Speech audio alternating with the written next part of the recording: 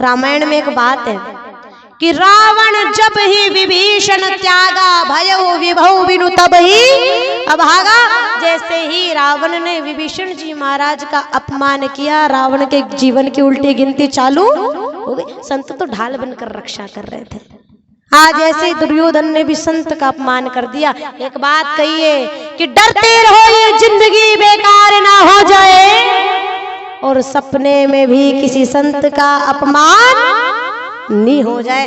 भगवान ने तो खुद कहा है कि ऊधो मोहे संत सदा अति प्यारे। अरे मैं संतों के पीछे जाऊं, कितनी बड़ी बात बोली। जमाना जिसके पीछे चलता है वो परमात्मा भी संतों के पीछे पीछे दौड़ लगाता है। हमारे बीच भी देखो संतों के दर्शन ही बड़े भाग्य से होते हैं।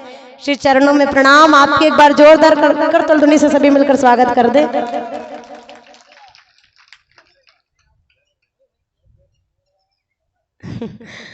आपका विशेष सानिध्य और विशेष स्नेह प्राप्त हो रहा है। मैं सौभाग्यशाली हूँ कि आपके दर्शन यहाँ मुझे भी प्राप्त हुए। इसके लिए विशेष काला पीपल और महुआ खेड़ी के भक्तों का डबल धन्यवाद कि जिनकी वजह से मुझे भी दर्शन करने का सौभाग्य प्राप्त हुआ है। संतों का दर्शन तो बहुत भाग्य से मिलता है, बहुत भाग्य से। इसके लिए भी बहुत पुण्य चाहिए होते हैं। आज आप सबके भी कई पुण्यों की ताकत है, उनमें मैं भी हूँ कि नहीं। बेती गंगा में हाथ धो लो। भजन कथा ले ले, फिर उसके अभी भजन गया था, सुना कथा करते थोड़ी सी। बोले वृंदावन बिहारी लाल की। देखो विभीषण जी का जैसे रावण ने अपमान किया, वैसे आज दुर्योधन ने विदुर जी का किया अपमान। विदुर जी उसी समय सब कुछ छोड़ करके तीर्थ यात्रा को निकल पड़े। उद्धव जी से भेंट होती है, कृष्ण कथा सुनते हैं। मित्री ऋषि से भेंट, मांडव्य ऋषि की कथा, सृष्टि क्रम आदि का वर्णन, अनेकों कथा प्रसंग सुनते हैं। वहीं एक संवाद आता है कश्यप ऋषि और दिति का। दिति ने एक बार संध्या काल के समय अपने पति से जिद करी काम भोग की। कश्यप ऋषि ने समझा ये समय ठीक नहीं है। इस समय पर भगवान शंकर, संध्या काल का समय था, ये समय ठीक नहीं है। इस समय भगवान शंकर चक्कर लगाने के लिए आते हैं। अगर वो हमें ऐसा कार्य करते देखे तो नाराज, पर नहीं मानी।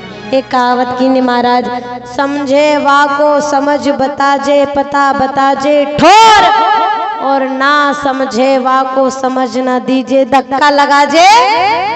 तो समझ जाओ के समझाओ, हर कोई के ज्ञान देवा मत जाया करो।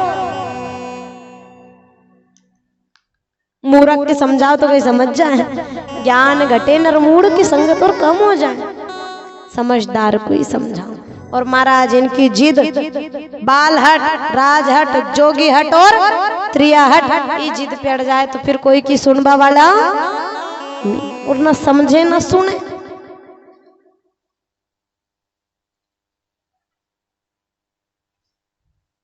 बहुत समझे नहीं समझे। समझदार के तो कह नहीं, समझदार को तो खाली इशारा ही काफी होता है। समझदार तो एक इशारा में समझ। एक बार क्या हुआ, एक गांव में एक ब्राह्मण देवता है। उस गांव में एक बुढ़िया रहती थी अकेली। ब्राह्मण को देखा तो मन में भाव जाग गया कि अगर इनके चरण मेरे घर में पड़ जाए तो मेरे घर के भी कलेश मिट जाए। सच्चे ब्राह्मण की भी बड़ी ताकत है। नमो ब्राह्मण्य देवाय गो ब्राह्मण्य हिताय च जगत द्विताय कृष्णाय श्री गोविंदाय नमो नमः। बड़ी महिमा है।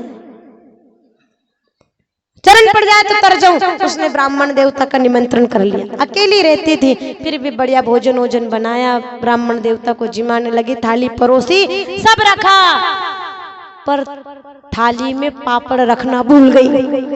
पापड़ की थाली की तरफ पीट करके बैठ गई। महाराज से कि जीवो। अब महाराज जी में कसे हैं। क्यों? महाराज को जीव जा रही हो पापड़ में। अच्छा, जमाना की अभी बड़ी गलत आदत है, देखो है ना। करोड़ों की चीज भी इनकी मिल जाए नहीं तो वह इनकी नजर में 2 कौड़ी की हो जाए। पर अगर 2 कौड़ी की चीज भी नहीं मिले नहीं तो के करोड़ की समझ के का सारू रोए है। क्यों नहीं मिली? पकवानों से थाली भरी है, मतलब नहीं, मन काहे में जा रहा। पापड़ में, पर मुंह से मांगे तो अच्छो नहीं लगे। डोकरी तो देखे नहीं, पीट करके बैठी, कहीं करे डोकरी ने की जीव। अरे माँ साहब जीमू तो सही, पर एक बात बताऊं, जब मैं आपके घर आ रहा था नी तो बीच रास्ते में इतना लंबा सांप मिला, यूं मानो मैं बैठा हूं यहाँ से उन्हीं पापड़ की थाली तक। अरे महाराज पापड़ रखना तो भूल ही गई।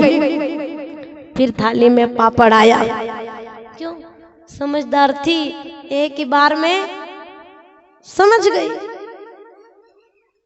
हर कोई नहीं समझे। आज दीदी को तो इतना समझा, समझे ही नहीं। जीत प्यारी रे काम भोग किया, गर्भ धारण किया। दूसरी तरफ भगवान के द्वारपालों को, जय विजय को बैकुंठ में सनकादि ऋषियों का श्राप मिला। जब वो दर्शन करने जाते हैं तो बिना पूछे अंदर जाने लगे। द्वारपालों ने रोक दिया, हमसे बिना पूछे कैसे अंदर जा रहे हो? रोक दिया ना दर्शन करने से। तो कह दिया दोनों जाकर राक्षस बन जाओ। यही दोनों दिति के गर्भ से हिरण्याक्ष और हिरण्यकश्यपु के रूप में अवतार लेते हैं। जब हिरण्याक्ष बना, ये इसको लोभ का अवतार कहा गया है। और लालच मरता नहीं, इसको मिटाने का एक ही तरीका है, वो है संतोष। संतोष से ही लोभ को मारा जा सकता है। भगवान ने इसीलिए हिरण्याक्ष को मारने के लिए संतोष अर्थात वराह रूप धारण किया और वराह नारायण बनकर के भगवान हिरण्याक्ष का वध करते हैं। इसने पृथ्वी को रसातल के अंदर डुबो दिया था। भगवान ने पृथ्वी की रक्षा करी। जगत के लिए तो देखो भगवान दिन रात कई नए नए अलग अलग काम, अलग अलग लीलाएं धारण करते रहते हैं। ऐसे ही कल अपने बीच भगवान यहाँ एक सुंदर सी लीला करने वाले हैं। कल यहाँ भगवान श्री वामन देवता का अवतार होगा, तो आप सभी वामन देव का दर्शन करें। कल सुंदर सी झांकी, थोड़ी सी चर्चा कर लेंगे, बन जाएंगे सुंदर सी झांकी अगर हो जाए तो। कल श्री वामन भगवान हम सबके बीच यहाँ पधारेंगे। सभी पूजन करें, दर्शन करें, श्री वामन भगवान का आशीर्वाद पाएं। कल कथा का समय यही रहेगा। आज भी थोड़ा लेट हो गए थे, 4 कर दिया, 1 से है ना, बहुत अच्छा समय कर दिया गया है। 1 से 4 उधर तो गर्मी होती है, लेकिन 4 बजे तक इधर शायद थोड़ी थोड़ी ठंडा लोगों को मिल जाएगी तो ज्यादा दिक्कत आएगी नहीं। आज तो वैसे भी भगवान ने बहुत लाज रखी, मौसम ठंडा ठंडा रखा है। यही तो होता है कि नहीं, भगत का वश में भगवान मौसम तक बदल दिया। महुआ खेड़ी का भगत और कई लोग, कई जगह लोग निकलने में सोच रहे हैं, अपने लिए उसने धूप में भी छाया कर दी है। यही तो उसकी कृपा है, कि उसकी कृपा ही है, उसने धूप में भी अपने लिए छाया, इतनी शीतलता। थोड़ी थोड़ी देर में धूप निकाले तो थोड़ी थोड़ी देर में अपने लिए ठंडक भी भगवान कर देता है। आप सभी का बहुत सुंदर स्नेह रहा। इतना सुंदर आयोजन पूरी समिति के द्वारा चल रहा है। वराह रूप भगवान ने धारण कर लिया। एक कथा श्रीमद् भागवत में आई, माता अनुसुईया की कथा। अत्रि ऋषि, इनकी पत्नी है अनुसुईया, भगवान के प्रति बहुत भाव रखती है और अपने पति के प्रति बहुत निष्ठावान है। पति की सेवा से बढ़कर इनके लिए कोई दूसरा धर्म नहीं है। तीनों लोगों में चर्चा होने लग गई कि पतिव्रता नारी तो खाली अनुसुईया जी है। नारद जी को बात पता चली। नारद जी ने कहा भाई नहीं खबर है, कहीं करा। पहुंच गए तीनों देवियों के पास, जाकर तीनों से अलग अलग बोले, आप भले अपने पतियों की कितनी सेवा कर लो, पर अनुसुईया जी से आगे तो बढ़ाए नहीं। और माताओं में एक विशेष गुण है कि ये अपने सामने दूसरी नारियों की तारीफ सुने। कई कने गलती से दादा ने घर में कह दी, नहीं तू कहीं दाल बनाए पड़ोस वाली की देखा, वो कई गणे जाके खाओ, वो कई घरे चल जाओ, यहाँ कई घरे घरे आकने बुरे ही करो। राजी नहीं है कि कहीं की दूसरी की तारीफ सुन ले। महाराज दूसरों की प्रशंसा से नहीं। आज तीनों देवियां भी स्वभाव से महाराज देवी हैं पर हेतु नारी। तीनों के मन में एक ही बात, ऐसा अनसुईया के पास क्या है जो हमारे पास नहीं। जांच करनी पड़े। कामदेव को बुलवाया गया। अत्रि ऋषि तपस्या करने गए थे, घर में अनसुईया जी अकेली थी। कामदेव ने अत्रि ऋषि का रूप धारण कर लिया। पहले अप्सराओं को नचवाया गया, कहा अनसुईया जी से जाके चलो तुम हमारे साथ आनंद लो। अनसुईया जी ने कहा मैं अपनी पति की आज्ञा के बिना कोई भी काम नहीं करती। अप्सराएं नहीं बहला पाई तो कामदेव अत्रि ऋषि बनकर आ गया। जैसे कामदेव आया बोले देवी। अनसुईया जी ने देखा महाराज आप तपस्या करने गए थे वापस कैसे आ गए? तो अत्रि ऋषि बना जो कामदेव बोला अरे इतना अच्छा मौसम है मुझे तो तुम्हारी याद आ रही थी वापस आ गया। अब कामदेव तो काम की बात करेगा। व्यापारी कहीं भी जाके बैठे व्यापार की चर्चा करता है। सत्संग ऐसे ही सत्संगी का है वो कहीं भी जाकर बैठ जाएगा पर सत्संग की ही चर्चा करेगा। इसलिए तो कहा सत्संगियों का साथ लेकर चला करो। कामदेव काम की बात करे। अनसुईया जी को शंका हुई ये मेरे पति नहीं हो सकते। अनसुईया जी बोली हाँ महाराज आओ पर पहले मैं आपके पांव छू लूं। कामदेव घबराया। क्यों? अनसुईया जी का तप इतना प्रबल है कि अगर वो पांव छूले तो कामदेव वहीं के वहीं जल के भस्म हो जाए। डर के भागा। फिर भी देवियां नहीं समझी, अपने अपने पतियों से कहा आप जाके परीक्षा लो। तीनों ने की अपने उनसे कई काम नहीं माने, भेजा। तीनों देव साधु का रूप धारण करके गए और अनसुईया जी से बोले देवी भिक्षा दो। ऐसे नहीं फिर हमें नग्न होके भिक्षा दो। बड़ी विडंबना है। भिक्षा नहीं दे तो घर से साधु खाली हाथ लौट जाए और नग्न होके भिक्षा दे दे तो पतिव्रत धर्म खत्म हो जाए। क्या करें? तो अनसुईया जी ने हाथ में जल लिया और जल लेकर कहा कि यदि मेरे पतिव्रत धर्म में जरा भी सच्चाई हो तो ये तीनों के तीनों साधु अभी के अभी छोटे छोटे बालक बन जाए। क्यों? क्योंकि बच्चे के सामने माँ को नग्न होने में लज्जा नहीं आती। जैसे ये कह के जल छोड़ा तीनों के तीनों साधु छोटे छोटे बन गए बालक। और जैसे बालकों का सुंदर स्वरूप देखा अनसुईया जी के मन में ममता का भाव जाग गया। और देखो क्या कर रही है अनसुईया जी, भगवान की अनसुईया जी झुला रही है। इतने में ही इधर तीनों देवियां परेशान, अब तक हमारे पति नहीं लौटे। नारद जी मिले। क्या हुआ? तीनों देवियां एक साथ तुम्हारे चक्कर में लग के हमने हमारे पतियों को भेज दिया, अब तक नहीं लौटे, न जाने क्या हुआ। अरे आप यहाँ परेशान हो रही, वो तो मजे से झूल रहे पालने में। सब घटना बताइए। अब क्या करें? आप जाकर कहो अनसुईया जी ठीक कर देंगी।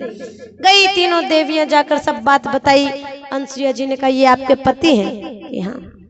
ठीक है, जिनके जो पति हो वो ले जाओ। हाँ बताओ, गलती से कहीं का दूसरा को उठा ले तो बड़ी दिक्कत। हाँ, तीन एक जैसे पालने में सोरे के छाट लो, छटाएंगे पति। उनने फिर क्षमा मांगी। कहा अनसुईया जी ने फिर से हाथ में जल लेकर कहा कि यदि मेरे पतिव्रत धर्म में जरा भी सच्चाई हो तो ये तीनों की तीनों बालक फिर से अपने वास्तविक रूप में आ जाए। अपने को एक नहीं दिखे पर अनसुईया जी के आश्रम में ब्रह्मा विष्णु महेश तीनों के तीनों आज खड़े हो गए हैं। ये धर्म की तो ताकत है, ये धर्म की ताकत है। आज अनसुईया जी के ऊपर कृपा की है। वरदान का कहा मांगो, क्या मांगना? अनसुईया जी ने कहा मैं चाहती हूँ ऐसे थोड़ी देर के लिए नहीं, आप सदा सदा के लिए मेरे पुत्र बनकर आए। तो चंद्र, दुर्वासा और दत्तात्रेय भगवान के रूप में भगवान देवों ने अवतार लिया और अनसुईया जी की इच्छा को पूरी की। कैसे? जब तब साधना करते तो अनसुईया जी को बताया नहीं गया, केवल उन्होंने अपने धर्म को ही तो निभाया था। बार बार कहा जाता है धर्म का काम में आ गया, सेवा करो, भजन करो, कथा सत्संग सुनो, दान पुण्य करो। क्यों कहा जाता है? कि नहीं कि धर्म की जड़ पाताल में और पाप की जड़। अरे दादा आज तो युमान में चलियो ही जातो, वो तो बस कनका को धर्म आड़े आ गयो के चलियो ही गयो तो पण वो तो कनका को धर्म, अब धर्म आड़े कदे आएगो जदे धर्म करोगा ही नहीं तो आड़े आएगो कहीं नहीं आए, गाड़ी ठुकनी है आ ठुकी ने पहुंच गया, कहीं हाथ लेके पड़ा ना कहीं को पाँव लेके पड़े और कहीं का ने यूनी की तोड़ के पड़ा, खुद का तोड़ के, कहीं का दूसरा का तोड़ के भाग रहा है, कोर्ट कचहरी का चक्कर काट रहा है। क्यों? जो धर्म नहीं करता है उसके यहाँ मुसीबतें आती ही। देखो जीवन में जिस प्रकार दिन के बाद रात का आना तय है, ऐसे जीवन में भी सुख के बाद दुख का आना तय है। पर जैसे रात होती है अपन अपने घर में लाइट चालू कर लेते हैं, कर लो जैसे घर में लाइट चालू करी, अपने को घर में अंधेरे का पता नहीं चलता। तो क्या अपन ने रात होने से रोक दी क्या? रात तो हो रही है पर अपने घर में लाइट चल रही है तो अपने को अंधेरे का पता नहीं चल रहा। ऐसी जिंदगी में भी सुख के बाद कहीं ना कोई ना कोई दुख तो आ ही जाता है, लेकिन जैसे दुख आए तो अपनी जिंदगी में आनंद रूपी लाइट को चालू कर लेना कि दुख आए भी तो भी उसका पता भगवान हमको चलने नहीं दे, और इस भव सागर में से भी हथेलियों पर बिठाकर भगवान हमको पार ले जाए और उसकी दया दृष्टि से जिंदगी सुखी और शांति से गुजर जाए। यही तो उसकी कृपा है, उसने भजन के लिए यही तो मौका दिया है। सभी भक्तों का बहुत अच्छा सहयोग इस कार्यक्रम के अंदर दिन प्रतिदिन बढ़ता जा रहा है। कल